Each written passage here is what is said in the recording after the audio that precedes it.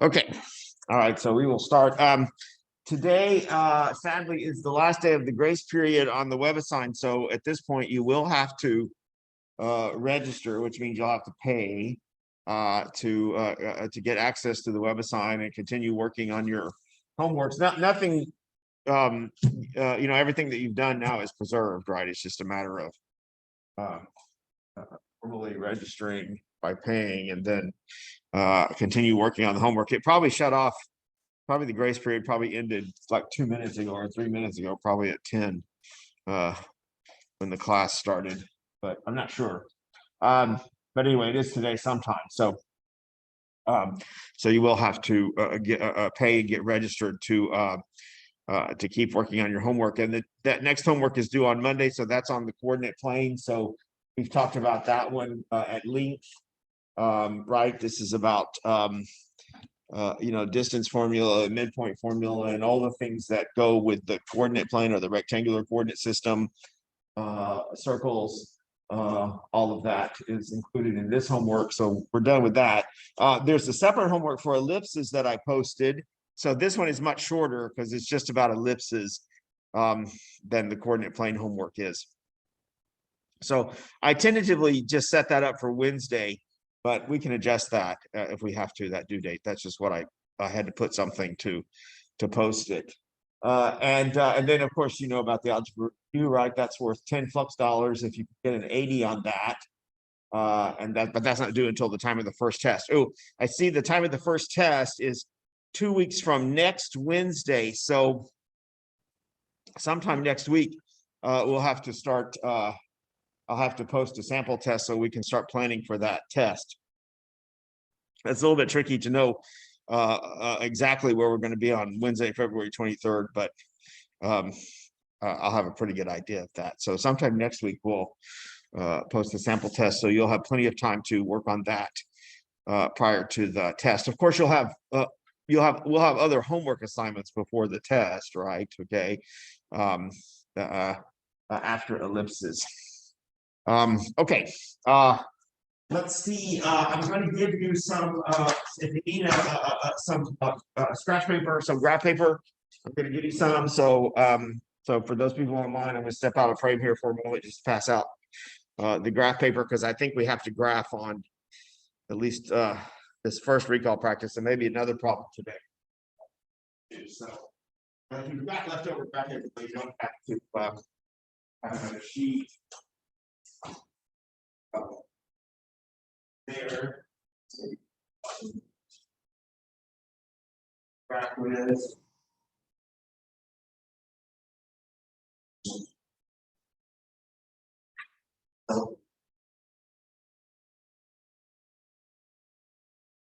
So.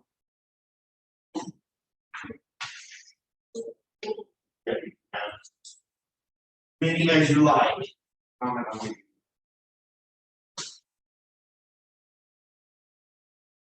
right, oops. Okay, so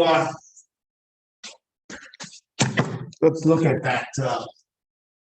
Let's look at that. Let's switch to the notes then. Unless y'all have any other, do y'all have other questions? But what now? Nothing. Okay. All right. Y'all. Oh, by the way, I didn't mention that you did the participation in the first homework was really very good, right? So that was great. So we want to continue that for the rest of the homeworks, right? Okay. Again, as I mentioned at the beginning of the class, your homework grade you can control a lot more closely than you can sometimes your test grades, right? So it's really quite possible to make a very, very high homework average at the end of the semester. And that contributes a significant portion of your final grade. So that high homework average really comes in handy at the end of the semester when you compute your final average, right? Your final average, by the way, your current average, not your final average, but your current average is there always in WebAssign under my total. I haven't done anything, so I'm still making a 0, but you probably have something there already since there's already been one assignment due, right? Okay, on Monday. But of course, that total is not going to really have much significance until we get to the first test, right? After the first test, then when that gets entered the grade book, that's when that total really starts becoming more meaningful, right? Okay, so enough of that blather there. Let's look at our recall practice. Where is that? So this is the one I actually showed you. It was in at the end of the ellipse notes. Okay, so here's what you're asking.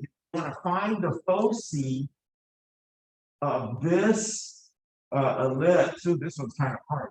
Find the foci of this ellipse, and then sketch the graph. So to find the foci, right, you're going to have to find this value C, correct, right?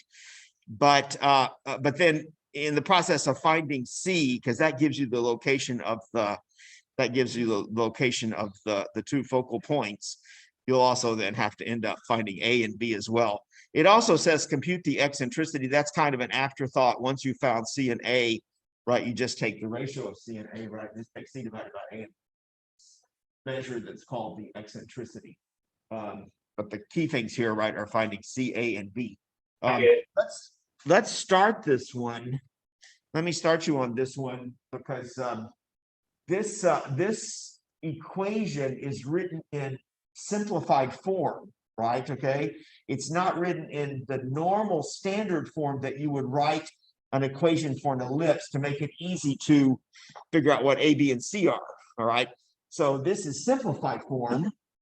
All the algebra arithmetic has been carried out by hand, and in this case, the equation has been set equal to 0. So as a first step here, let's take this and put it back into a standard form for the ellipse, which makes it easier to determine the values for A, B, and C, correct? So y'all can just guide me a little bit on the steps, and then I'll let y'all finish the problem. What might you want to do first here to put this back in ellipse form? Move the 25, right? Yeah, so you want to get this constant over to the right-hand side. So you would have x squared plus 25 y squared equals positive 25, right? Okay, so there's step number one. Now what? Divide by 25, right? Because this is not supposed to be 25, right? In standard ellipse form, you always have the equation set equal to 1. So you'll have to divide everything by 25. Make sure you divide everything by 25 though, right? If you don't, you're changing the equation. So divide all the terms in the equation by 25. And that gives you, well, x squared over 25, right? Plus, and then of course, in the second term, the 25s divide out. So you get y squared, or you could write that as y squared over 1 equals to 1. Now you're in better shape. Okay, so that's more of standard form for the ellipse. And now I think you can figure out what A, B, and then ultimately what C is from this equation, right? Because C is going to tell you where the foci of the ellipse are located. And of course, once you know A and B, you can also graph very easily, right? Graph the ellipse, right? Or, make a fairly decent graph there of the ellipse. Okay, so everyone at home, right, know what to do, right? You're going to find A, B, then C, and try to draw the graph there, right? Okay, and then the eccentricity is easy to calculate. That's not that critical. All right, so I'm going to go around the classroom and just remind people who are here in the classroom of what to do. So you guys be doing this at home as well, because I may ask someone at home, right, to help me, determine what A and B and C are. Okay. All right.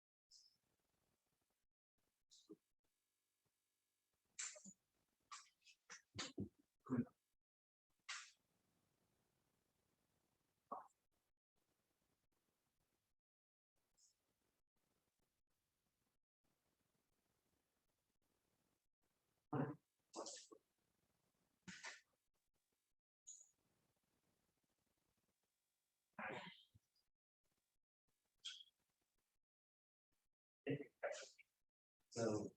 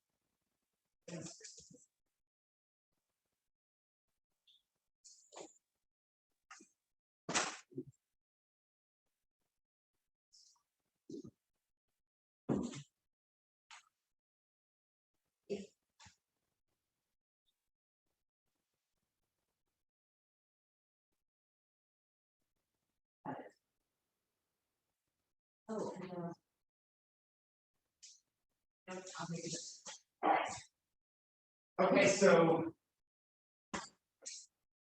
all right, folks online, so I'm back there. So I'm going to ask you guys to share some of your answers with us. Okay. First there, so someone online there, right? Someone on Zoom. We can write the 25 as 25 is a perfect square. So we're fortunate in that sense. So we can write 25 as 5 squared, right? And 1 is also a perfect square, and you can write it as 1 squared. And when you've got these denominators written as perfect squares, then you're in great shape there. Oh, so Hannah, you've already answered for me there. So help me here. What did A turn out to be then, Hannah? I put A as 5. A is 5. That's right. Yeah, it's just this number that's squared. Remember, A is going to be the larger of these values, correct? So you would take A to be 5, and then likewise, Hannah, B would be what? 1. 1. Perfect. Yeah. Okay. And once you've got the A and the B, then this is easy to make the graph, right? Since the A was beneath the X, then that means that this ellipse is elongated along the x-axis, right? And so the x-intercepts are going to be at +5 and also down here at -5, right? And the y-intercepts will be the b value. They'll be here at 1 and -1. So this is really a skinny little ellipse, right? When you graph it, there's kind of a, not that beautiful, but not terrible. Okay, so there's the ellipse. And Hannah, how did you find there for us the foci? I set up the equation Mm-hmm. as 25 minus 1 equals 24.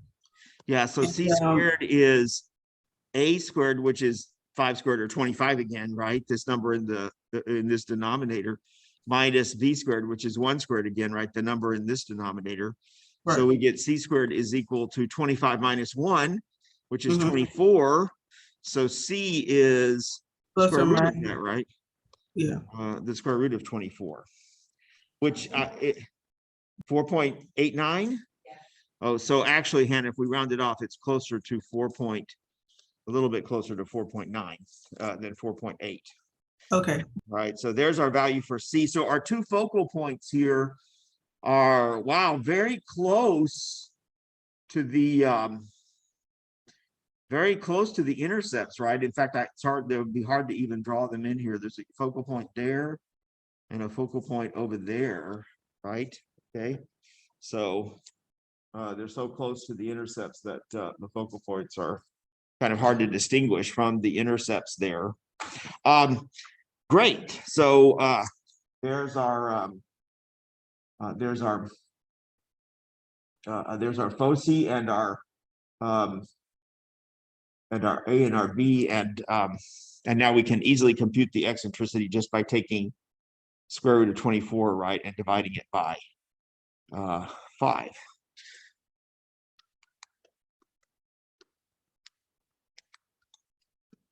So there's the exact value for the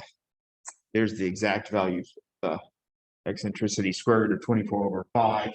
You can get a decimal approximation for that, right? So it's very high. Right? Like Kenneth says, 0.98. Yeah, it's going to be very close to 1, right? Hannah,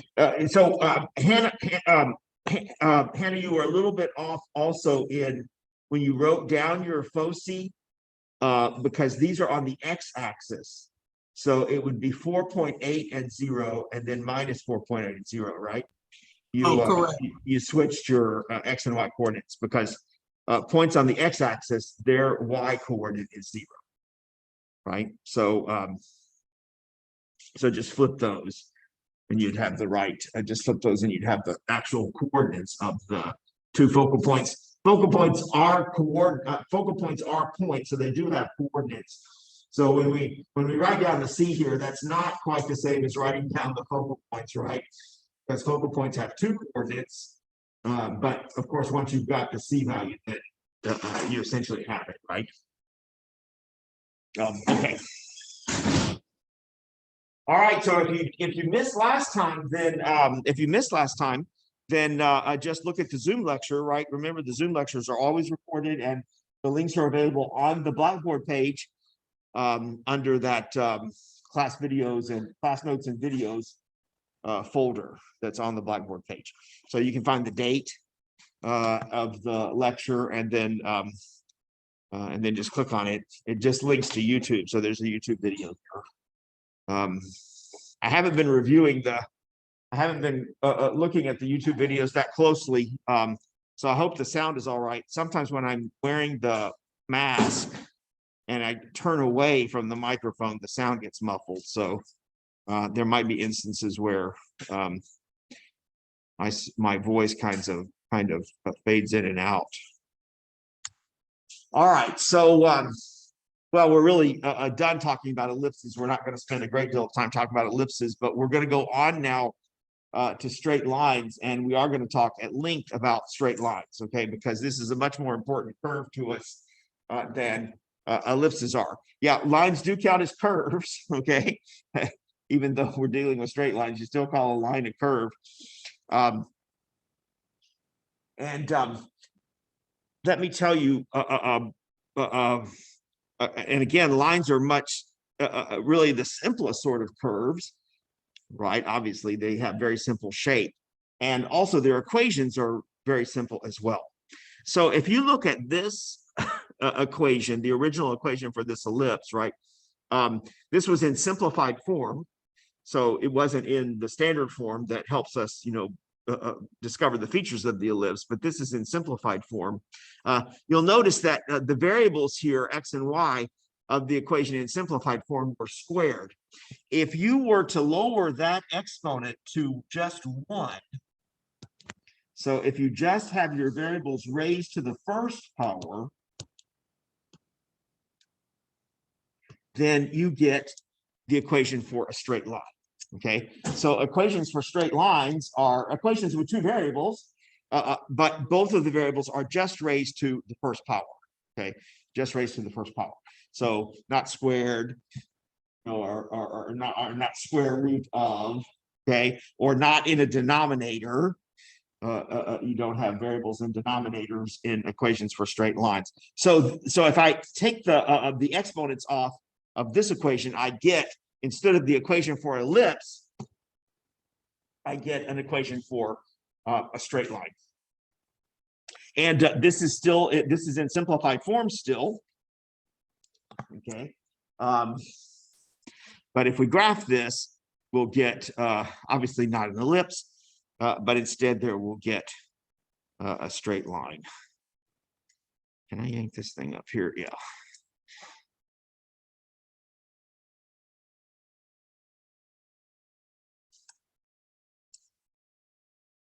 Okay, let's switch now notes to our notes for straight lines. And first thing you're going to see there almost immediately in the notes is that general form or simplified form, maybe it's best to call this simplified form, for the equation for a line. Okay, so you just have you know, some coefficient times x plus some coefficient times y. Of course, these can be negative coefficients, and then plus a constant equals 0. That's going to be an equation for a line. So if you graph this equation, you're going to get a straight line. So the key things that you're looking for to recognize a linear equations are very easy to recognize. The key things that you're looking for are just as I mentioned, right? You want to make sure that the variables x and y are raised to the first power, right? Okay, if that's the case, then 99 times out of 100, you've got the equation for a line. All right.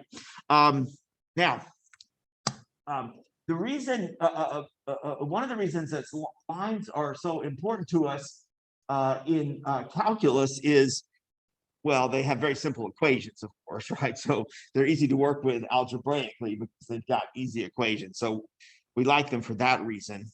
But there's another reason that it comes not from algebra, but from geometry that makes lines really important to us in calculus.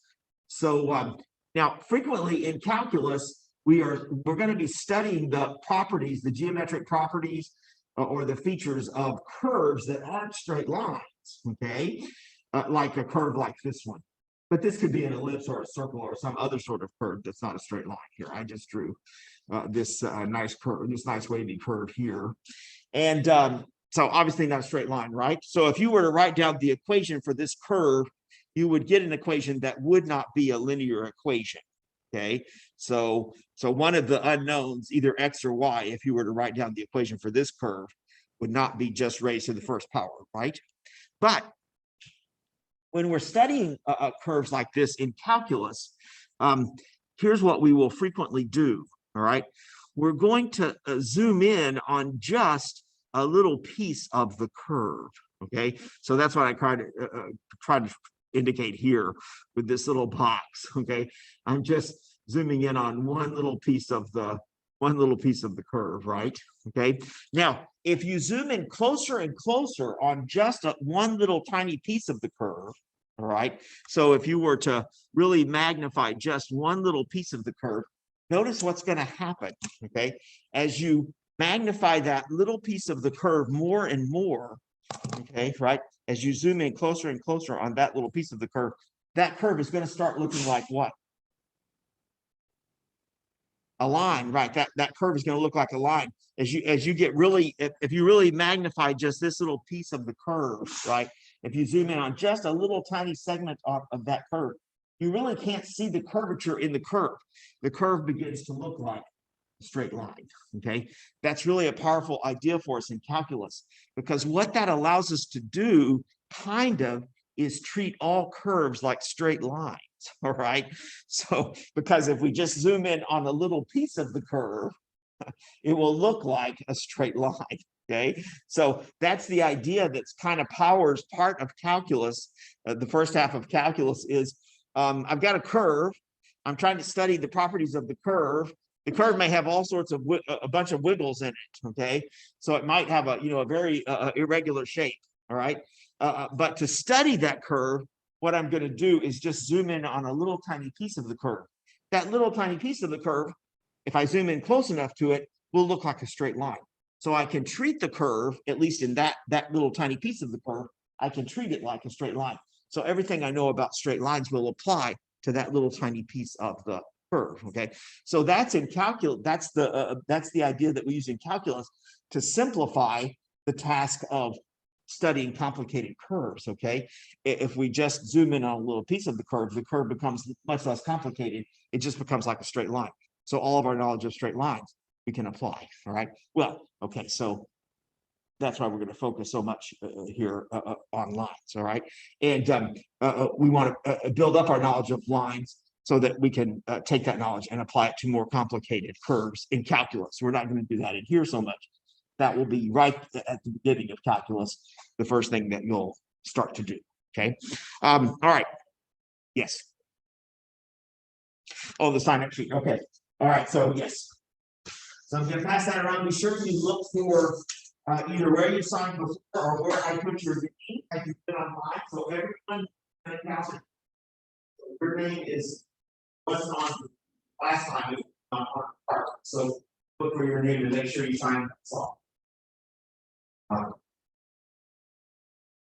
Most of you have memorized your number, but if you're new to class and you don't know what number what slot I put you in, just look for the slot that you are in and sign there.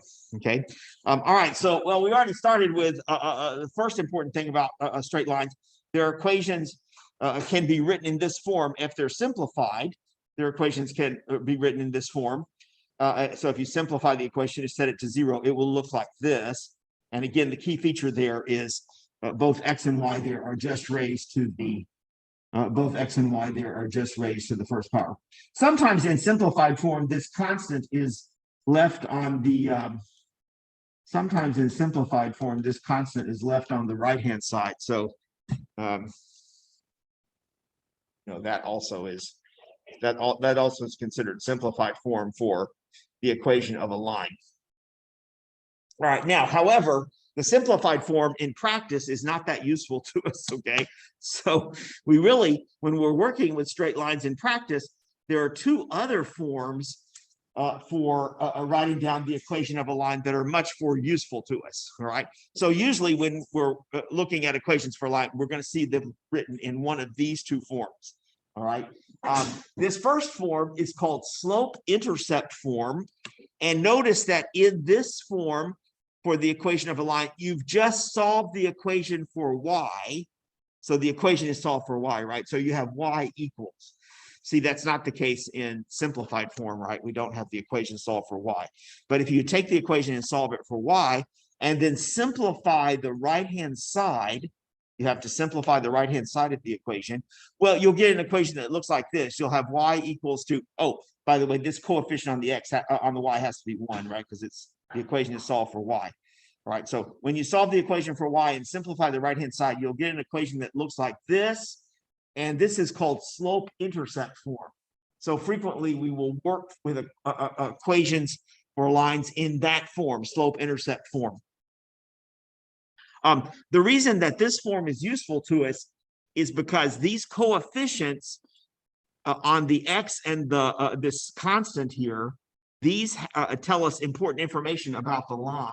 Okay, so when you put a line in slope-intercept form, you can read important information about the line off of the equation. Okay, this second number, this constant, is always going to be the y-intercept of the line. Okay, so when you have your equation written in slope-intercept form, the constant here is the y-intercept, not the x-intercept, but the y-intercept, right? That's where the intercept comes from, slope-intercept form, right? Okay, you can see why that's the case, by the way, because how do you find if you don't have a graph of a line, how do you find the y-intercept? If you just have the equation, how do you find the y-intercept? How do you find where the graph is going to cross the y-axis? That's you make x 0, right? You make x 0, right? Because at the y-intercept, look down here on one of these graphs, at the y, let's extend this line slightly. Here's its y-intercept, right? Okay. At the y-intercept, you know the x coordinate is going to be 0, correct? Right? You're going to be at 0 on the x-axis. So that's why if you want to find the y-intercept for a line, just set x to 0 and solve. Well, in this equation, if you set x to 0, this term will disappear, correct? And you'll get y is equal to b. So you know that b is here at the y-intercept. Now, the coefficient of the x is a little bit more exotic, but also gives us important information about the line. This coefficient of x is called the slope of the line, right? So when your linear equation is solved for y and simplified on the right-hand side, the coefficient of the x is called the slope. It's usually denoted by the letter m, almost always denoted by the letter m. That's been traditional practice for hundreds of years in algebra. Slope is always denoted by m for some reason. There's been a question about how that came to be. Okay, why does the letter m mean slope? There are lots of it's not really known. Okay, there are lots of theories about how slope came to be identified with the letter m. Some people think it comes from the French word monter, which means to climb, and you'll see in a moment why monter or climb could be associated with slope. All right, did everyone sign this? But that's just no one really knows if that's true. That's just a hypothesis. Yes, may have just been random. All right, now if the equation is written in slope-intercept form and you factor it slightly like this, all right, this is called, so if you have a slightly factored version of the slope-intercept form, this is called point-slope form. All right, so it's slightly different than slope-intercept form, but also still useful to us. Okay, the m here is still the slope, but the x1 and y1, these are numbers, these are not variables. X and y are the variables here. The x1 and y1, these numbers, they will give you coordinates of a point on the line. Okay, so this, if you take this value as x and this value as y, that will give you coordinates of some point on the line. Okay, but the m value here is still the slope.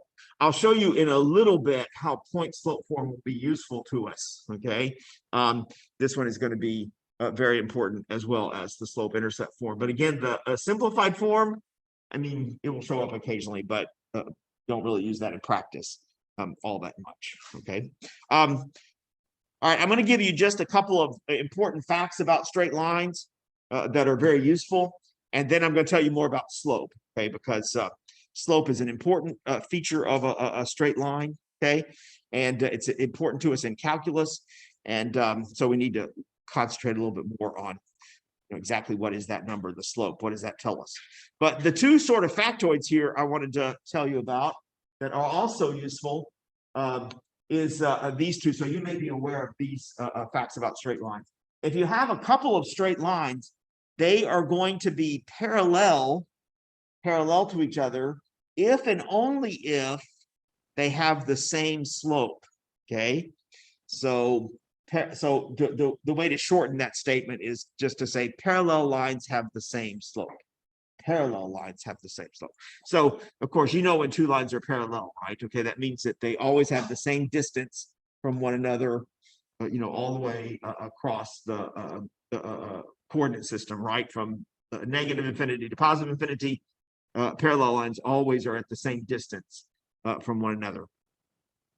And it turns out that parallel lines have exactly the same slope. Of course, they won't have the same y-intercept, right? Okay. If they had the same y-intercept, they would be the same line, all right? But so they may not have the same y-intercept, but they do have always the same slope. Now, of course, when you draw two lines in the plane, they can be related to each other in in various ways. So they might be parallel, okay, or they may also be perpendicular, what's known as perpendicular. So perpendicular lines are lines that will meet at a 90-degree angle, okay? So that's kind of the opposite of parallel. If they meet at a 90-degree angle, that's called perpendicular.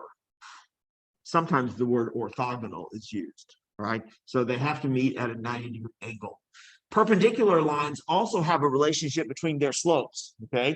They're obviously not equal, because if they were equal, the lines would be parallel, all right? But two lines are perpendicular to each other if their slopes are negative reciprocals of one another. So what that means is if you knew the slope of this line, for instance, let's give that a name. Let's call that m sub 1. All right, so if you knew the slope of this line, then the slope of any perpendicular line would be the negative reciprocal. So you would take this slope, you would invert it, you would form the reciprocal. So that means you invert it, right? You would have 1 over m1, that's the reciprocal. And then you have to change the sign. So you have to put a minus in front. So the slope of this line be 1 over m1, but the negative of that, okay? So it's the kind of completely opposite of parallel lines, right? Parallel lines have the same slope. Perpendicular lines have slopes that are much different from one another, right? They're different signs and they're reciprocals of one another. Again, now that just seems like some sort of random factoid, but that turned out to be quite useful, okay, to know that. Of course, sometimes lines are not parallel or perpendicular, right? Okay, so you can't have lines that just cross each other, at a just some sort of random angle. No special relationship between their slopes, right? Okay, right. So we only have these two special relationships for parallel and perpendicular lines. Okay, now we're actually going to demonstrate why these things are true. All right, so we're going to see why parallel lines have the same slope and why perpendicular lines have this relationship in their slopes. It's going to use just some of the things that you have. We're going to use just some of the facts that you've already learned about rectangular geometry. All right, now let's talk about slope, because that's really so crucial to being able to use straight lines. Knowing slopes is really important, and then it comes out to be for reasons that we'll have to learn about in calculus. It turns out to be just a really crucial concept in calculus. All right, so in a sense, your whole first half of semester in calculus is going to be studying slopes. So it's a lot more important idea than it first appears. All right, so I've got this listed as an important fact about straight lines. All right, so this is true of all straight lines. In a straight line, if you increase x by a steady amount, Okay, if you increase the x value by a steady amount in a straight line, the y value will also change by a steady amount. Now, the steady amount does not have to be the same. The amount the x changes is not necessarily the same the amount that the y changes, right? Okay, but if you increase x by a steady amount, y will also increase by a steady amount in a straight line. All right, that's not true of other types of curves, but that's true of straight lines, and that's really a very important feature of straight lines. Okay, in fact, all right, the following is true. In a straight line, all right, if you increase x by 1, right, if you increase x by 1, then of course, as I mentioned, right, y is also going to change also by a steady amount, right? Because if you increase x by a steady amount, y will increase by a steady amount. So if you increase x by 1 in a straight line, y will change by a steady amount. The steady amount that y changes by, that is the slope. Okay, that number, that change in y is the slope. So for a line, okay, so let me repeat this because it's really crucial, but we'll get to practice with it. Okay, if you increase x by 1, all right, the y will also always change by a same amount, and that amount that y changes by is the slope. Okay, so y is the the slope is the change in y when x increases by 1. Let me write that down.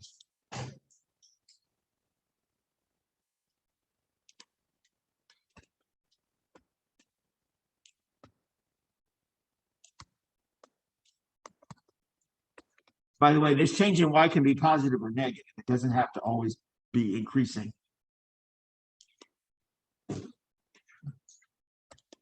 But the x we're always thinking of in slope increasing by 1. So you increase x by 1, y changes by some amount. That amount that y changes by is the slope of the line.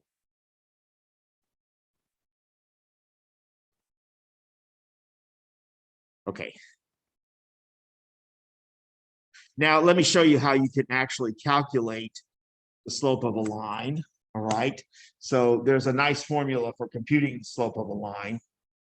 So it's really easy actually to determine what the slope of a line is. But remember, the slope is the what? Steady change in y when x increases by what? 1, right? Okay. So slope is this steady change in y when x increases by 1. But here's how you could compute that. All right. You'll need to know if it's not given. Sometimes they'll give it to you, but if it's not given to you, you'll need to know 2 points on the line. Okay. So you have to know a couple of points on the line. Of course, if you know a couple of points on a line, then in a way, you know everything there is to know about the line, right? Because there's only one line that passes through any 2 points. That's an axiom of geometry.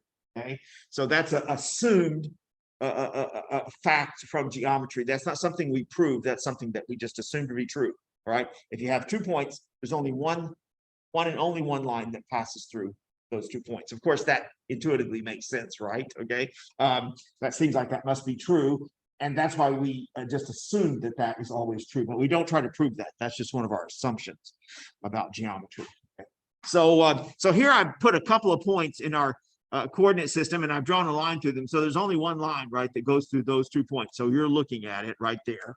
Okay, it's kind of a wavy line, but imagine that's a perfectly straight line there, right? And here's how you then can compute the slope of that line, right?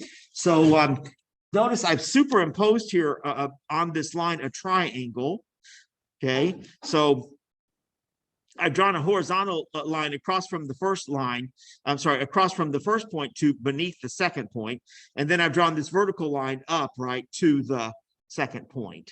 Okay, so that length of that horizontal line, okay, that's the horizontal distance between the 2 points on the line, right? Okay, this the length of this line is the horizontal distance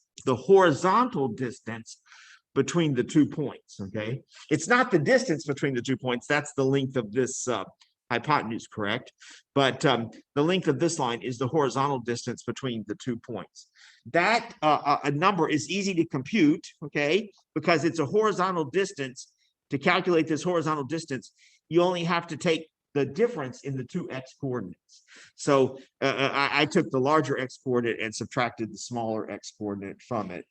All right, and that gave me this horizontal distance. So we calculated that as x2 minus x1. We give a name to that horizontal distance. This is just an informal name. All right, so this is not a mathematical term, but you'll hear it used frequently. This horizontal distance is called the run. All right, so that's, again, the horizontal distance between 2 points is often called the run between the 2 points. Now, the vertical distance between the 2 points, also easy to calculate. You just take the difference in your y coordinates, right? Okay, so you take y2 minus y1 there. That vertical distance is called the rise. And if you just divide the rise by the run, then that will be the slope. Okay, so frequently students remember the formula for the slope by this little mnemonic device. They say, oh, slope is rise over run. Okay, but you have to remember what rise is and what run is. So rise is the horizontal, the vertical distance between the 2 points, right? Just find that by taking the difference in the y coordinates. And run is the horizontal distance between the 2 points, right? And you just take that by taking difference in the x coordinate. That is the famous slope. Y2 minus y1 over x2 minus x1, but sometimes easy to memorize as rise over run. That is the formula slope. And we'll denote this by m because, as I mentioned, we frequently denote, or almost always denote, slope by m. But now, when you get that slope value, right, when you get that slope value, remember, you can interpret that as what? That is the steady change in y when x increases by what? 1 unit, right? Okay. In this picture, notice that in going from this first point to the second point, we didn't have to increase x by, we didn't just increase x by 1 unit, right? Okay. Here we increased x by several units, okay? But when you compute the slope, right, what you're getting is the change in y when x increases by exactly 1 unit, all right? That's the physical interpretation of the slope. I know you've all used the slope formula many times, so this is probably old hat for you. Okay, this is one of the formulas that is practiced most frequently in algebra. All right, because it's really important to be able to compute slopes of lines, especially in calculus. All right, so we'll practice with this formula in just a moment. Now, here's something, however, that is also important to us, and this we're actually going to demonstrate. Okay, this is called the Slope Theorem, and this tells us why. This theorem tells us why, when we're computing the slope, we can pick any 2 points that we like. Notice in this slope formula, I just said pick any 2 points off of the line, right? Okay, and you can use them to calculate the slope. But the slope theorem will tell us why this is the case. So when you compute the slope of a line between any 2 points, you always get the same number, okay? So it doesn't matter in computing the slope of a line what 2 points you pick, you'll always get the same result, okay? That's called the slope theorem. So the slope between any 2 points always turns out to be the same, okay? All right. So that's a very important fact about straight lines. And let's see why that's the case. All right. So here I've drawn another straight line, okay? I always like to draw my lines going uphill from left to right for some reason, but there's a line going uphill from left to right. But the same logic applies if you have a line that's going downhill from left to right, or even if you have a line that's perfectly flat. Okay, it's a little bit hard to compute the slope of vertical lines, however. Okay, vertical lines are lines, but vertical lines, when you try to calculate the slope of a vertical line, you'll end up dividing by 0. So vertical lines, you can't divide by 0, right? So vertical lines don't have slope. All right, vertical lines do not have slope. All right, so let's see here now why. Let's see why on this line, why the slope between any 2 points is the same. So I just picked off some points off of this line, okay, and I don't really know what the exact coordinates for these points are. So I'm just going to have to give them, variable names, right? Okay. So here's my first point, x sub 1, y1. Here's my second point, x sub 2, y sub 2. Here's my third point, x sub 3, y sub 3. And then my last point there, I'm calling that x sub 4, y sub 4, right? So let's calculate the slope from these 2 points, x sub 1, y sub 1, up to x sub 2, y sub 2. And then let's calculate the slope from between these 2 points, right? From x sub 3, y sub 3, up to x sub 4, y sub 4. And let's see why it comes out to be the same, okay? It looks like it should be something different, right? Okay, but let's see why the slope computation in both cases turns out to be the same. All right, so let's see. What's my slope formula again? What's the easy way to remember it? It's rise over run, okay? So I'm trying to calculate the slope between these first 2 points, all right? So that means I have to compute the rise between those 2 points and the run between those 2 points, right? Let's draw a picture of it so you can see what I'm computing here. Of course, normally when you're computing slope of a line, you won't be drawing picture all the time, right? You'll just be using the formula. But in this case, let's draw the picture. So I'm just going to superimpose a little right triangle there, right? Okay. And let's first compute the run. And what's the run here then? It's always easy to calculate. It's what? 3. It is 3 in this picture, all right? But think of this situation as being a little bit more abstract, okay, right? x2 minus x1, right, yeah, okay? You just take the difference in the x coordinates, which in this picture is 3, all right? But try to imagine that you're working with any possible picture, right?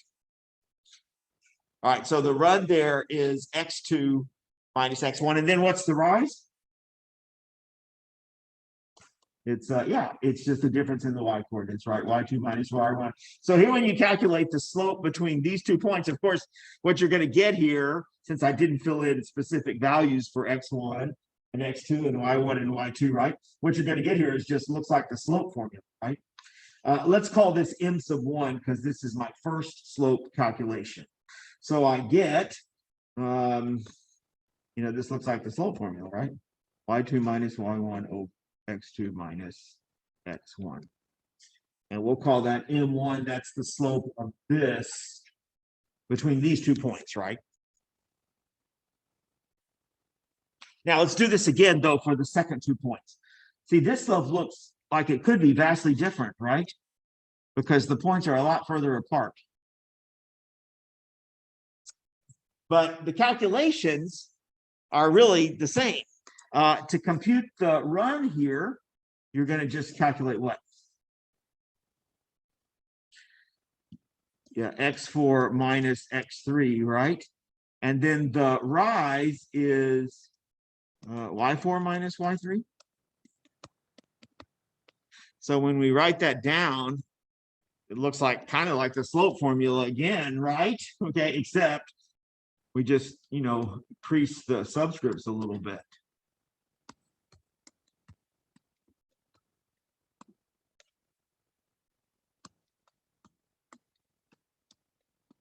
But see, what I'm claiming is that these 2 numbers have to be the same. Okay, that's what I'm claiming is the case. Okay, because all 4 of these points are on the same line. So I'm claiming that m1 and m2, even though I computed them different, m1 and m2 I claim have to turn out to be the same. Why do we know now that both calculate? So there's my third question there. Why do we know that both of these calculations are really the same? Well, let's take a look at the geometry here. Look what I drew in. So I drew in the triangles there, the right triangles on purpose, okay? I have here 2 right triangles, correct? Drawn in. And those 2 right triangles are not congruent, right? They're not congruent but they're similar. That's right. Okay. They're definitely similar. Why do we know they're similar? Well, they're both right triangles, right? And this angle and this angle have to be identical, and this angle and this angle have to be identical because why? They're on the same line. That's right. Okay. These line segments, right, are here and here are really part of the same line. So these triangles are similar to one another. Okay, they have equal angles. They're not congruent, right? They don't have the same size. This triangle is obviously smaller than this one, right? Okay, but they're similar because they have the same angles. So since they're similar, what can we apply here?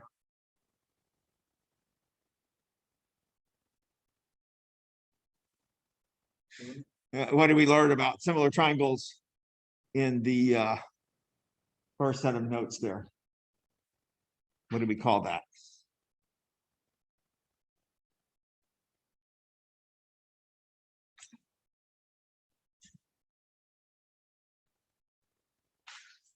What was the name of that fact we learned about similar triangles? You don't have to quote what the statement of it, but what was just the name of what we learned about similar triangles? We called it what? Someone in Zoom there? We learned similar triangle theorem. That's right. Okay. We actually learned two versions of that, right? Okay. Yeah, we learned the similar triangle theorem. And now we have to recall though, what did the similar triangle theorem tell us about similar triangles? That they are similar. That what now? That they are similar. Well, no, we know that these two triangles are similar, right? Okay, we can see that they're similar because they have the same angles. But what's the key fact about similar triangles? That makes them similar. Yeah, if they have the same angles, they are similar. But what can you deduce there then about two similar triangles? They're similar by the fact that they have the same angles, right? So that's kind of a given, or they wouldn't be similar. But what other fact is true about similar triangles? So once we know we have two similar triangles, then what we know must be true about those triangles. It's about ratios of sides, right? Okay, that was the key thing.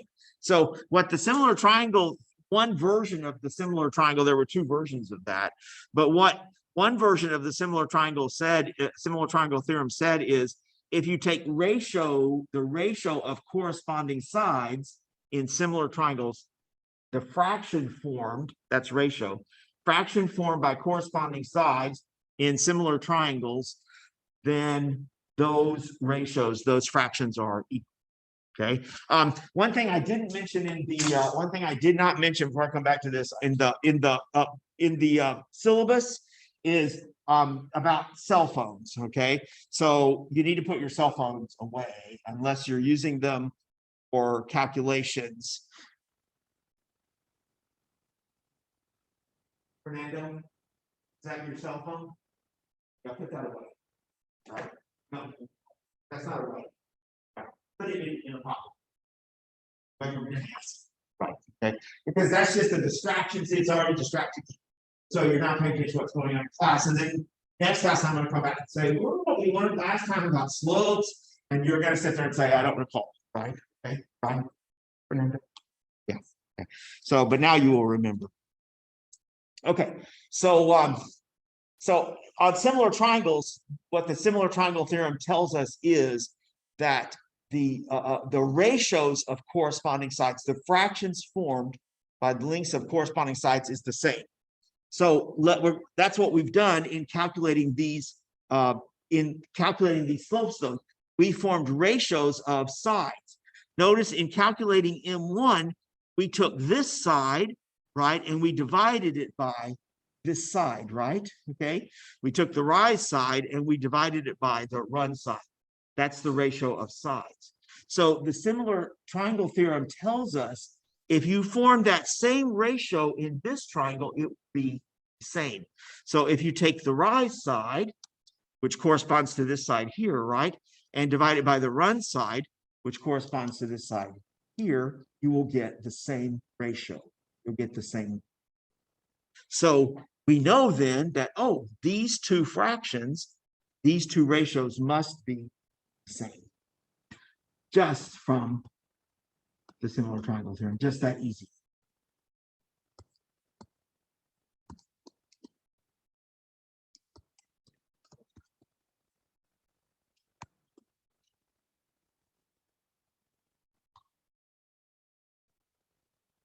So by the similar triangle theorem, y2 minus y1 over x2 minus x1, the ratio of those two sides in this triangle has to be the same as the ratio of the corresponding sides in the larger triangle. But those are just the slope calculations, right? This is M1 and this was M2. So the slopes are the same. So that's a great comfort to us. When we're calculating the slope of a straight line, any 2 points will do, okay? If you can find any 2 points on the straight line, and calculate the slope between those points, you'll always get the same number, okay? That's really useful. That's not the case with other curves, okay? Look at this curve. So this is a pretty simple curve, but it's not a straight line, all right? If you try calculating slopes between points on this curve, okay, you're not going to get the same quantity each time, okay? If you calculate the slope between, say, this point and this point, you can calculate that slope, okay? You can calculate a rise over a run between these 2 points. That's going to be much different than if you calculate the slope between these 2 points, okay? You can sort of see that visually just by drawing lines between these points. If you draw a line between these 2 points, you get kind of a flat line, right? If you draw a line between these 2 points, you get a very steep line. So that already tells us if you calculate the slope between these 2 points, it's going to be much different than calculating the slope between these 2 points. Okay. So for curves, slope theorem doesn't apply. Okay. That's something that's true for straight lines. Now that we know that, before we do some applications with straight lines, let me show you then one more thing, okay? Here's why equations for straight lines look like they do, all right? So right here, what we're going to do is derive the equation for a straight line, okay? So I'm going to start with the picture of the line, which we have right here, and we're going to write down the algebraic equation for that straight line, okay? So again, more frequently, you would start with the equation. And then you would graph the curve, right? So you would graph the straight line. But here we're going to work backwards. I've got the line, so I have a picture of the line, right? And I want to write down the algebraic equation that corresponds to that picture, all right? But now this is not a specific line, though, okay? I just have an arbitrary line, but I'm going to write down the algebraic equation that matches that straight line, okay? Now, in the algebraic equation, you have to have 2 variables, right? You have to have x and y, right? So we have to write down an equation that ends up with x and y in it. Keep that in mind. All right, so here's the picture of the line, all right? And let's suppose that line goes through this point, okay? Let's suppose that line goes through this point. So this is a specific point. So I know its coordinates, all right? And let's also suppose that we are given the slope of the line. So we're told that the slope of this line is m. Of course, in this picture, how could we calculate m? Now, but before I do that, though, okay? So I know this point, right? I know this point. I'm given the coordinates for this point, and I'm given the value of m. So I know these numbers. I know x1, y1, and m. I know these numbers, all right? But let's assume then that xy is some other point on the line, right? But it could be any point on the line. So it could be way over here to the, it could be way over here to the right, or it could be also way over here to the left, all right? So xy is an arbitrary variable point also on this straight line, okay? So I'm going to give it variable coordinates, x and y. These are variables, though. These are unknowns, okay? xy is just some other point on the line. Now, since I have names for these 2 points, though, I can calculate the slope, right? So how do we calculate the slope? Just using our formula, right? So it's just rise over run, correct? It's just rise over run. But again, how do we compute the rise?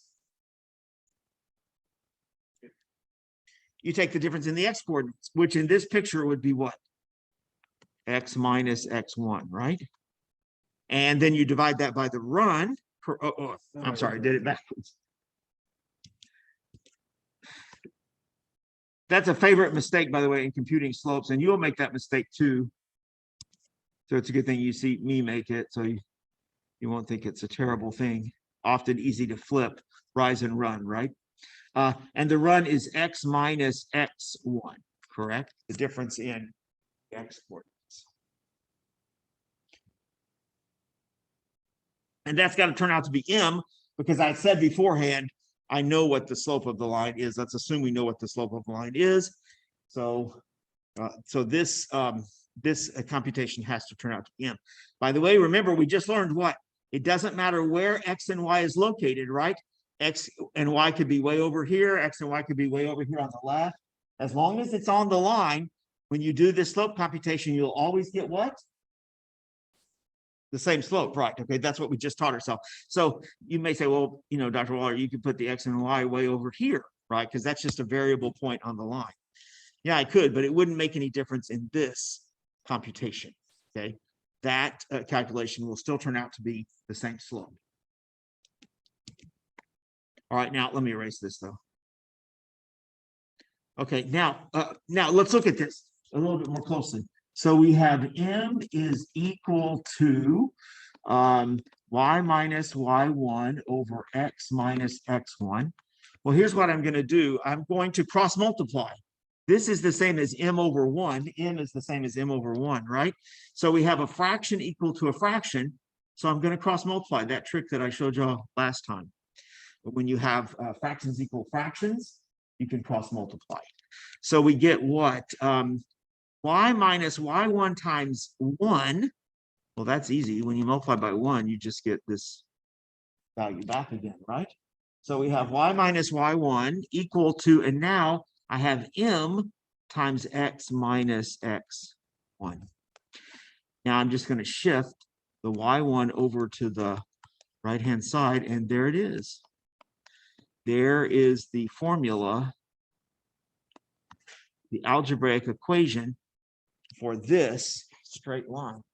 It's only got 2 unknowns in it, x and y. Remember, the m, the x1, and the y1, those were given, so we know these numbers. There it is. There's the equation for that line. What form is that in, by the way? We already mentioned this. This is called what? It's not slope intercept.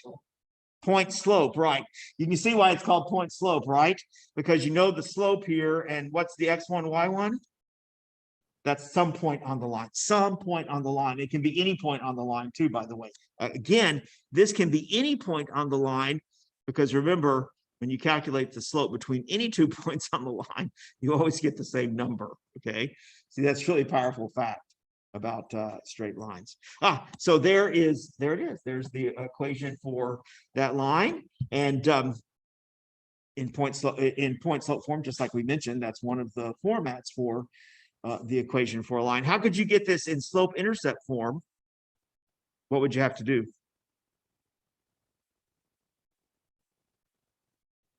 So that's the mx plus b form.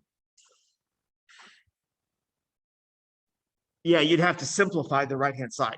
So you would take the m and multiply it by the x and the x1, and then you would add in the y1. So you would simplify the right-hand side, and that would put it into slope-intercept form. Okay. See, this is in a factored form, but slope-intercept form, the right-hand side is simplified.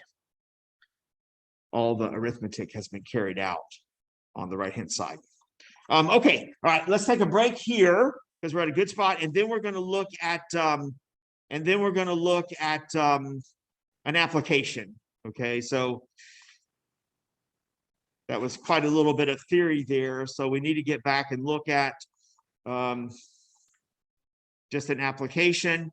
So I'll do one, and then I'll let y'all do one, and then we're going to go back and talk about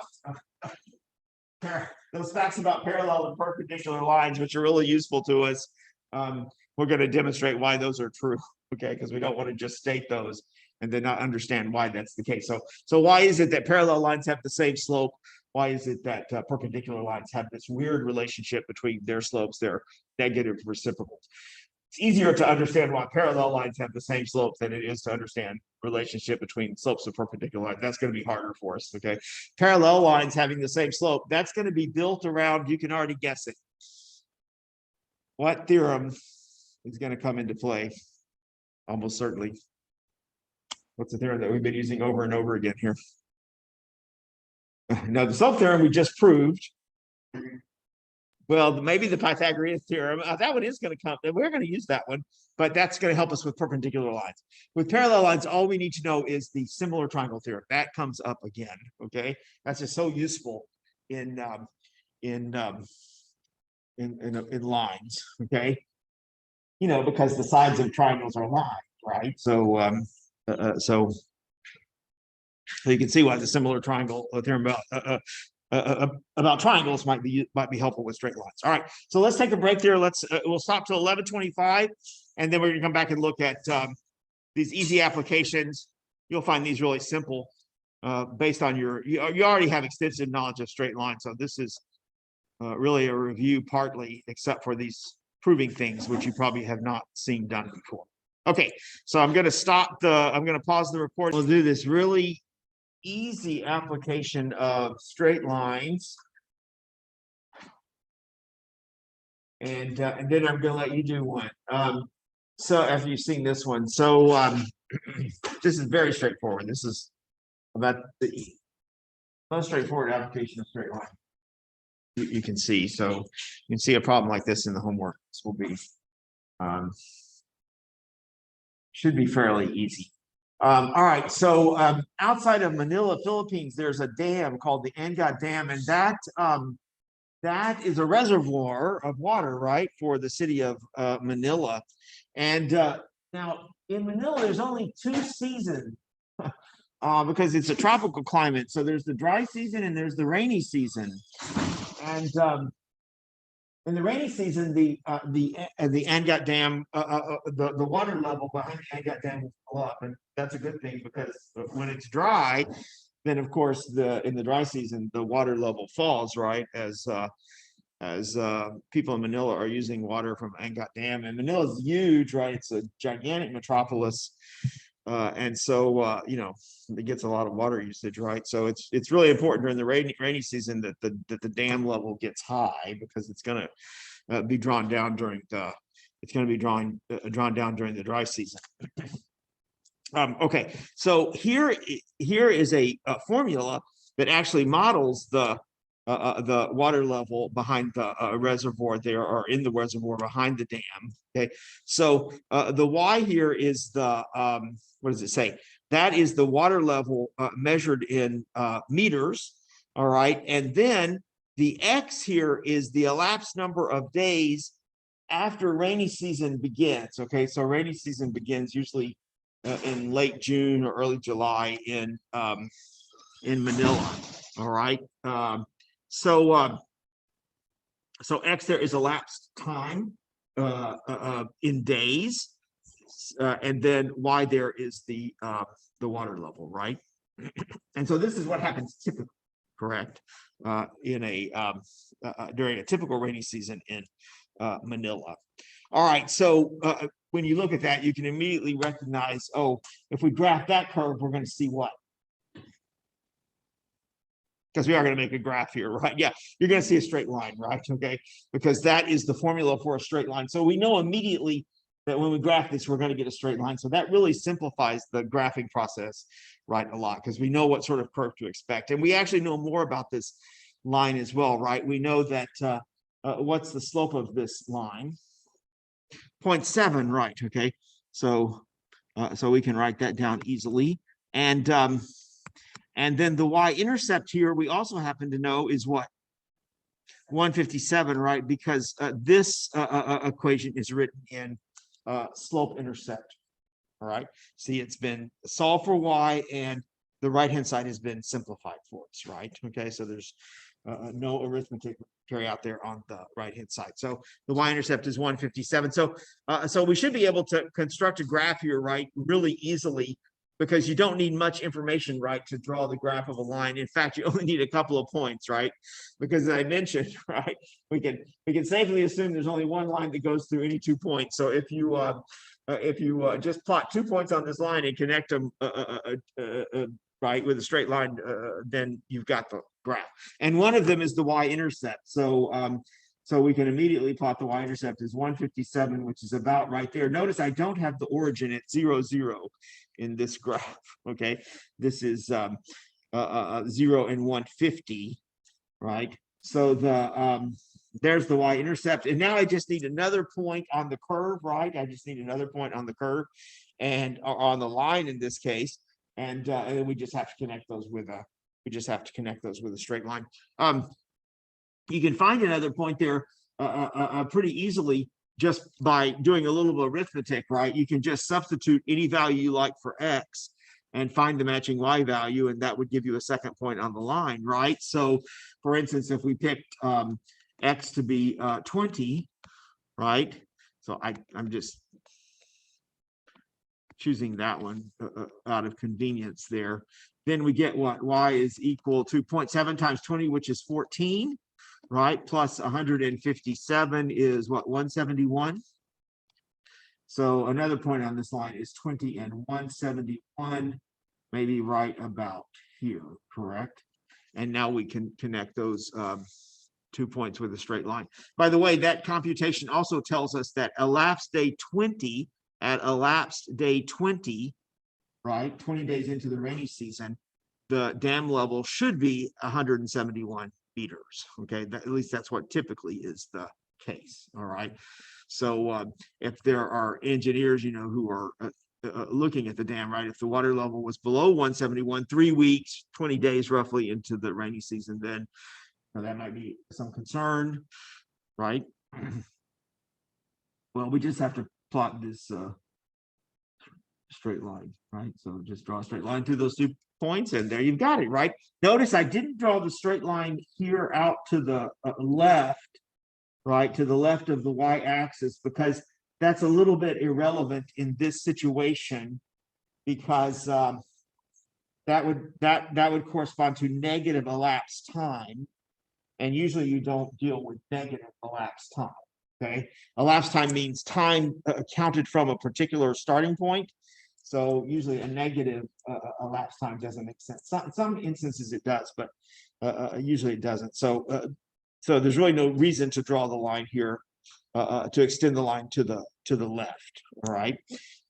Okay. So here's the picture of our line. Very easy, right? Let's see what other questions were asked. These are the questions now that are going to trip you up, although these are also easy questions. Okay.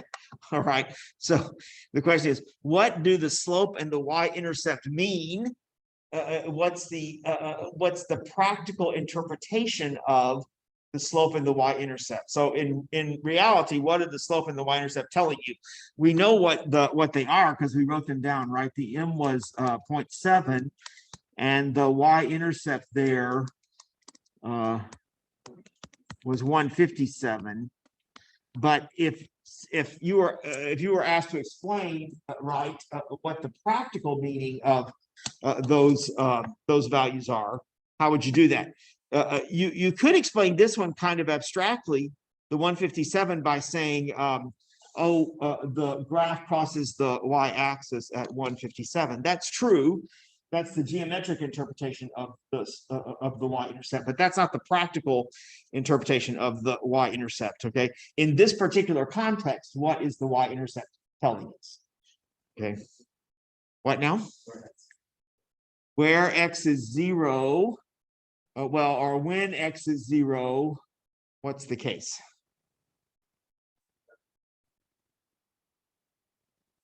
All right, yeah, there we're getting it closer to it, right? You're saying at no days, something is 157. What's 157? The level of the dam, right? Okay, right. But you're if you were talking, to someone, you wouldn't say at no days, right? That's not a phrase that you would say, right?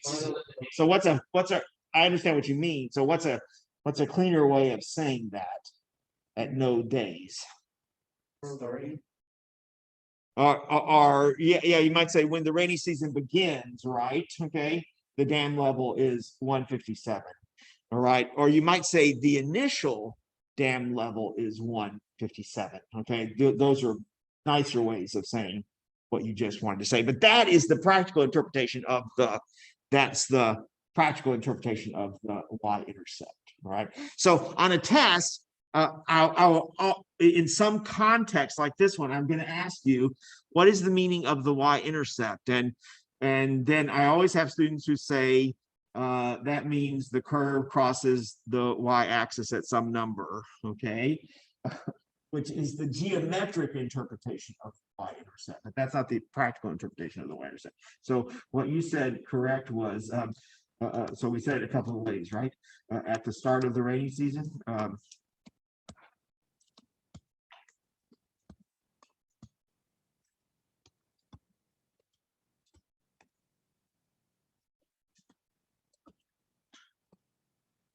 the water level is, or should be, might phrase it as should be, 157 meters, right? Okay, or you can say initially.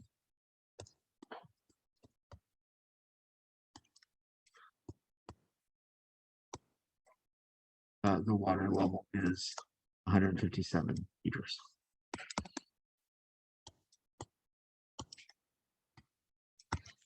All right, so practical interpretation always means in the context of the problem. Of course, if there is no context to the problem, if I just gave you a linear equation and said, what's the meaning of the y-intercept, and I didn't say how that equation was being used in practice, you would just have to say, you'd have to give me just the geometric interpretation, right? Oh, well, that's where the line crosses the y-axis. That's the best you could do. But but if you have some context for how the equation is being used in practice, then you want to give your interpretations in that context. All right, now it's harder here to interpret the slope, right? So what is the meaning of the slope? What's the practical meaning of the slope in this particular situation? All right, let me show you how to do this a little bit methodically. You may have this figured out, which is great, but for other people, this is going to be a little bit harder. This interpretation is a little bit harder. So let me show you how to do this methodically. Think about the geometric interpretation of the slope. All right, and then we will try to massage that into the practical interpretation. So what is the geometric interpretation of the slope? I just said that, but we just said that right at the beginning of the lecture about lines. Slope tells us what?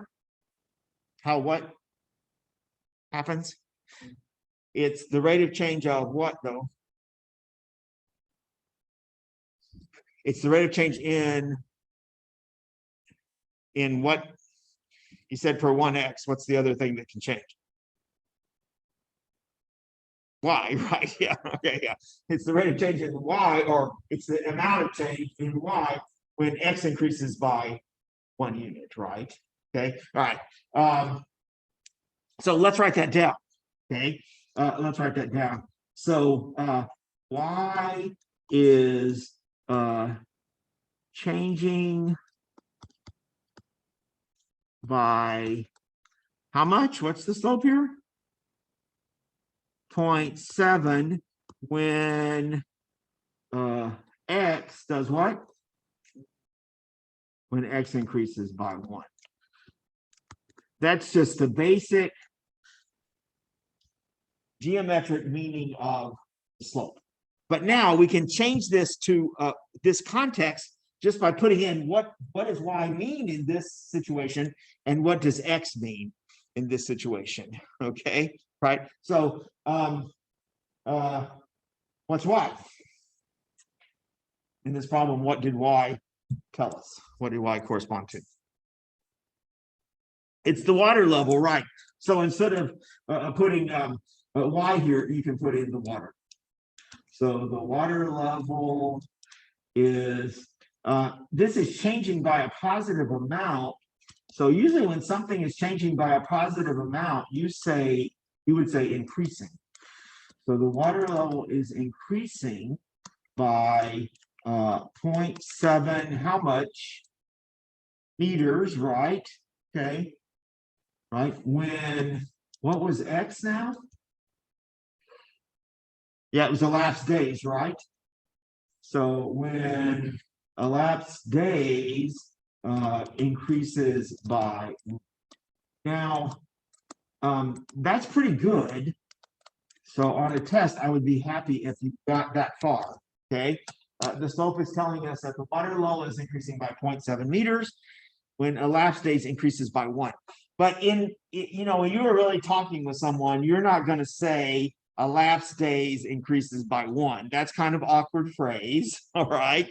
What's an easier way, a more natural way of saying? Every day, right? Okay. Or per day. You could just say per day. Okay. So rather than saying when elapsed days increases by 1, we might just simplify that down to per day, or you could say every day as well, or each day. See, that gives us a really simple interpretation. That's very easy to understand, right? So the water level is increasing by 0.7 per day, right? Okay. Now, in practice, of course, this is only a model for the water level, so probably the water level is not increasing exactly by 0.7 meters per day, right? But that's what we hope is happening on average, right? Okay, the water level increasing by 0.7. Okay, yeah, man. Of course, absolutely, yes. Yeah. Okay. So on the test, you will have not about n dot dam, but you will have some linear sort of equation question, and you will be asked to interpret meaning of the y-intercept and meaning of the slope. That's really vital to understand applications of straight lines. Okay, yeah. All right. Well, all right, so we'll give you some practice with that. Okay, so let's see. This says the average annual earnings for so we're calling that Y. This is for adult men, okay, increases at a steady rate as their high school GPA increases. That's comforting. All right. So the higher your GPA in high school, the higher your average annual earnings will be. All right. So the reason I say that's comforting is because that seems fair, right? If you did better in high school, you should earn more, right? Than if you sloughed off in high school, and so that's true, right? In general, that's true. All right. So now these figures may be a little bit. These figures may, I'm not sure when I gathered this data, so I be selected now, right? An adult male whose high school GPA was 1. Okay, so that's not very good, right? Can expect to earn 26,000, while an adult male whose high school GPA was 3 can expect to earn 40,000. Okay, so that little bit of extra work during high school paid off, I think. Okay, that's a big difference in average. Now, again, this is just for high school graduates, right? So if you add some college onto that, you're going to be increasing those average annual earnings even more, right? Which is why, of course, you guys are all. Okay, so all right, so there's the situation that's being described. Let's see what we're being asked to do here. So first, here's what I want you to tell me here. Okay, so you guys at home, same thing. I'm going to ask someone, why do we know that the relationship between x and y is linear? Why do we know that the relationship between X and Y is linear, okay? So, see, I didn't tell you that in the problem. I just said, we have this quantity Y, which are these earnings, right? And we have this quantity X, which is this high school GPA, right? And there's a relationship between these two things. Why do we know that this relationship is linear? So you guys just write that down, and then I'll have someone answer for us. Okay, so just on paper, write some explanation. That can be short, but this sort of question will be on a test. So practice here something, right? So you can correct it. So you'll have it written down properly for the test. Why do we know, although we're not told explicitly, why do we know implicitly at least that the relationship between X and Y is linear? See, the word line is not mentioned there in the problem. So why do we know that we're dealing with a line here?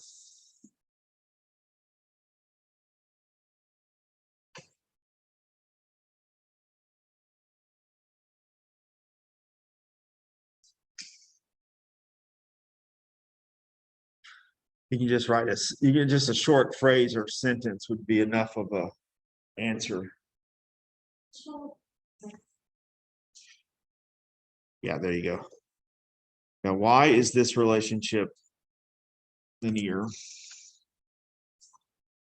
See, that's going to help us a lot knowing it's linear because we know a lot about straight lines, right? So if we know the relationship between X and Y is linear, a lot about X and Y, okay?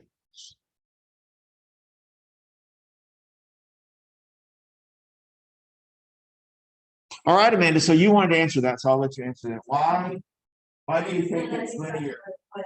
Okay. Okay. Why, Evan, what did you say, Evan?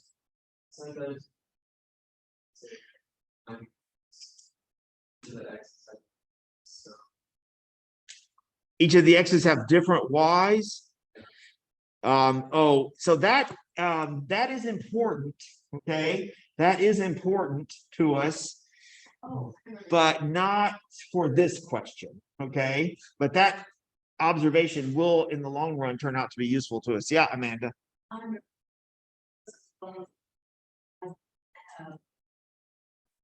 Versions as second rate as a so as so Y increases as X increases. So you're saying that's the fact that when X goes up, Y also goes up means that it's linear.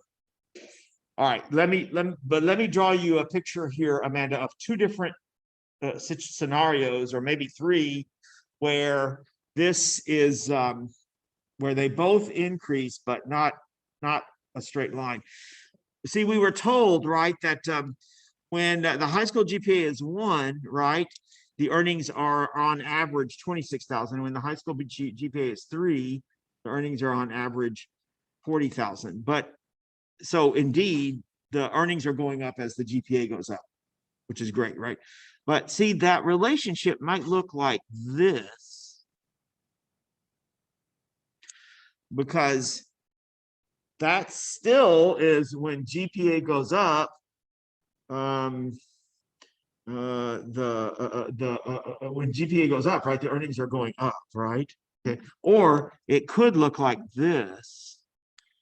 You know, you could connect these dots in a lot of ways. It could look like this also, right? What's the difference between those two things, Amanda? What's happening in this picture? What's happening as the GPA goes up from 1? At first, the earnings are going up really fast, right? But as you get closer to GPA 3, the earnings don't go up as much, right? So what that would sort of tell you is, you know, try to move from a D to a C, because that would really increase your earnings a lot. But moving from a C to a B would really help you that much, right? Okay. Here, it's kind of the opposite. It's moving from a D to, say, a C. that will increase your earnings some, but not that great. But moving from a C to a B would really increase your earnings. So you really want to concentrate on moving C to B, right? Because that would really increase your earnings, correct? See, so see what's happening in these two pictures is the earnings are not increasing at a steady what? Rate. The earnings are not increasing at a steady rate, right? Here at first, as you move from left to right, the earnings are going up very rapidly, but then they don't go up as much. Here, as you're moving from left to right, the earnings aren't going up too rapidly, but then they start increasing a lot, right? Okay, so the earnings are not increasing at a steady rate. You don't get a straight line in either picture. But what were we told in the story, Amanda? That it is at a steady. Ah, that's right. That the earnings are increasing at a steady rate. That's the key, right? The fact that the earnings are increasing at a steady rate as the GPA increases, that's what means that this must be a straight line, right? What would a steady rate look like? It would look like a straight line. Yeah, right. Okay, the earnings are going up at a steady rate from GPA 1 to 3 would look like this. Okay, that is a straight line. Y'all got that now? Okay, so the key phrase in here is the steady rate. Okay, that is true of straight lines. When X increases by a steady amount, doesn't have to be 1 necessarily, although that's important to us because that tells us the slope, right? But as X increases by a steady amount, Y changes by a steady amount. If that's true, then you've got a straight line. The reason I say Y changes by a steady amount is because Y could be going down. Here, fortunately, it's not, right? Okay, so the change could be negative. But the fact that we have a steady change in Y as X increases means we have a straight line. Okay, so we know we're dealing with a straight line. So we know the picture is going to look like this, right? Okay, let me erase the two other curves. We know the picture's not this picture because not a steady change, right? And not this picture, not a steady change, right? We know the picture looks like this. And with the picture looking like this, then we can answer all the questions that we want to answer, right? Like, what is the slope? Okay, what is the slope? Y'all have those numbers written down because we need those, right? Okay. To calculate the slope, we need 2 points on the line, but we know these 2 points on the line, correct? Because of this information that was given to us. So we have this point and we have this point. So we can calculate the slope between those 2 points. Let's do it then. So here we know the slope is, there's a reminder of the slope formula, but you probably don't need that reminder. So it's the rise over the run. Let's see, the rise was the difference in the X coordinates. Let's take the smaller minus the larger. So 40,000 minus 26,000 divided by the difference in the X coordinates, right? Larger minus the smaller one there is, so we end up with what? 14,000 over 2, which is 7,000. Is that it?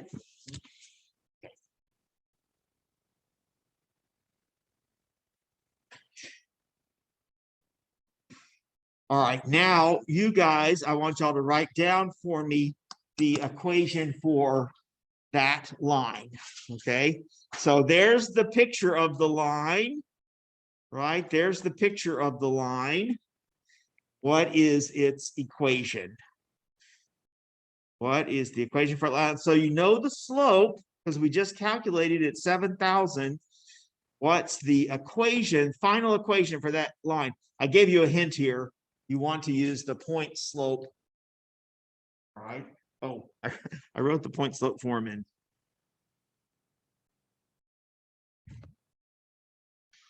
Wrote it slightly different than I did above, but it's the same.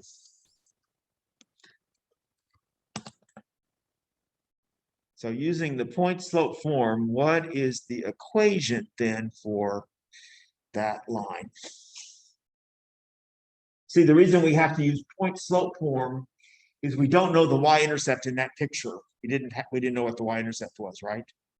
So we couldn't write down the equation in slope intercept because we didn't know what the y-intercept was.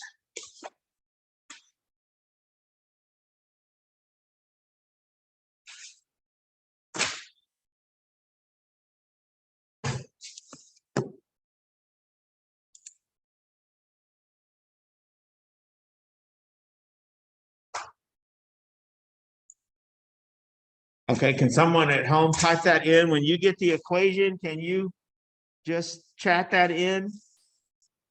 What does that equation look like?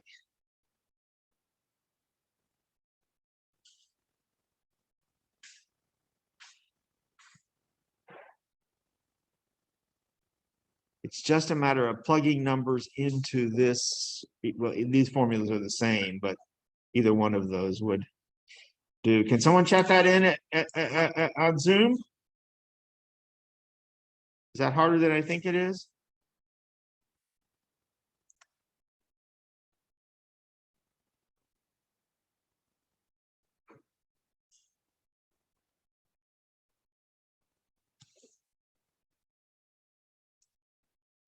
Not unless there's some reason to simplify it. Yeah, you don't have to simplify it unless you have to do something.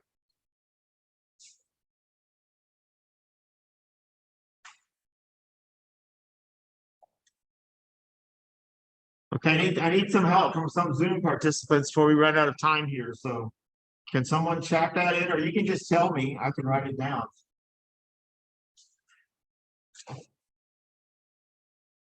Am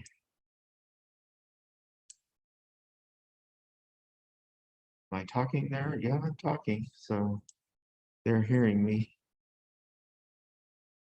Oh, there we go. Okay, Pooja, you simplified it for us. All right. So this is already in a simplified form. So this is in slope-intercept form. What did you write down first, Pooja? What was the first equation that you wrote down before you got to this one? Is your mic y working? minus Yeah, go ahead. y minus 26,000 equals 7,000 times x minus 1. There you go. Y minus 26,000 is 7,000 times x minus 1. So you use the point 1 and 26,000. That was one of the 2 points that we knew, right? And we calculate the slope is 7,000. So you just plugged in y minus the y coordinate for this point, which is 26,000, right? Equal 7,000 times x minus the x coordinate for this point, which is 1. Perfect, right? Okay. So, and if that's all you wanted to do is write down the equation for the line, if that was the only instruction, then you'd be done. You wouldn't have to go any further. Okay, because you would say, I've got it. There's an equation for a line. Okay. Now, if we do put it in slope-intercept form, for some reason, right, that just means that you solve for y, right? So you would shift the 26,000 over to the right-hand side. That becomes positive, and then just multiply the 7,000 times the x minus 1. So you get 7,000 x minus 7,000 plus 26,000. And so that is y equal to 7,000 x plus 19,000, which is exactly what you put. So that was perfect, right? So from this is the slope-intercept form, because the right-hand side is simplified. So here we can read off the slope. Well, we already knew it was 7,000. What's the 19,000? Yeah, it's the y-intercept. The y-intercept in this problem is kind of meaningless, though, because so if you draw this line backwards, this number right there would apparently be 19,000. But that's kind of meaningless in this problem, because can you have a high school GPA of 0? I guess maybe that would be someone who didn't graduate, maybe. So yeah, or someone who drops out, right? So maybe you could say a drop. Maybe you can interpret it. Maybe a dropout has an earnings of 19,000. Sounds about right. Yeah, or yeah, maybe dropped out before high school, right? Okay, so and that's certainly people in those situations, right? So okay, now one last thing. What is the meaning of the slope? Okay, so what is the meaning of the slope? So how do we interpret slope in this case, right? Yes.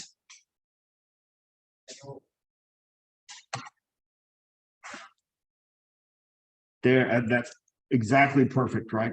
So the earnings, I'm going to skip all of the other words you said there, which is good. I'm just trying to write short here. So the earnings increase because this is a positive slope, right? If this were a negative slope, it would be decreased. So the earnings increased by 7,000, right?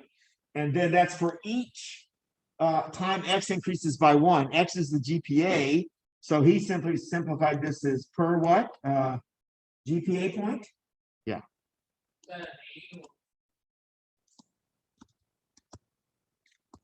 No, that's not what?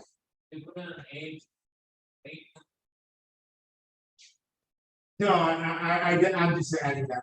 This one. That wasn't a question, so I said it's one extra little fact there, right? Okay, just remind you about interpreting slopes. Okay, so the earnings increased by 7,000 per GPA. Okay. So there will be some problems like these on the homework, and they're kind of fill in the blank type problems. So in a way that might make them easier, but when you see the sample test, you'll see problems more like this, which are not just fill in the blank. You have to provide more information, and those are the types of problems that'll be on the test. So the sample test will give you lots of examples of the kind of questions like this we will ask about straight lines on a test. All right, now we have to yet do two important things that I mentioned. We have to show why parallel lines have the same slope and why perpendicular lines have their relationship between slopes. The slopes are negative reciprocals of each other, right? So those are facts that are easy to memorize, but we do want to understand those, right? So that when we use them, we won't feel uncomfortable using them, okay? Because we do get to use those facts frequently. All right, so we're going to take that up next time. That will be at the start of class next time. Oops, except it looks like I have a little bit of recall practice here. We'll get to that also. All right. So a big chunk of class next time will be those facts about parallel and perpendicular. Okay. We're going to get to do that kind of step by step. It's fun. Okay. All right. So I will see y'all on Monday, right? Monday? Yeah, Monday. Okay. Enjoy the weather. I think it may snow. Y'all can pray for snow. Oh, no, you don't want You don't want snow? Okay. Not like last time. Oh yeah, I forgot. Yeah, last time. Wow, what a nightmare.